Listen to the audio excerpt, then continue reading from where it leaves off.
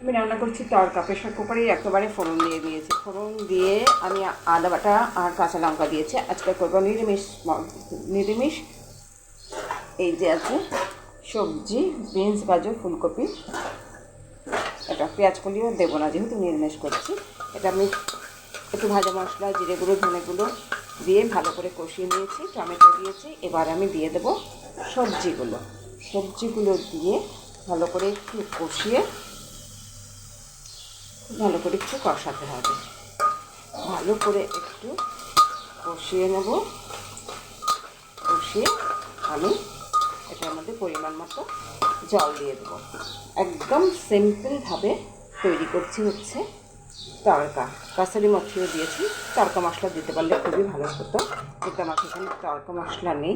আমি একটা ভাজা মশলা করেছি, জিরে গুঁড়ো, ধনে গুঁড়ো, জিরে, ধনে, গরম মশলা। এটা দিয়ে এখন আমি একটু পরিমাণ মতো জল দিয়ে এটা আমি এখন চাপা দিয়ে দেবো। তাহলে কিন্তু আমার তড়কা একদম সিম্পল তড়কা একদম রেডি।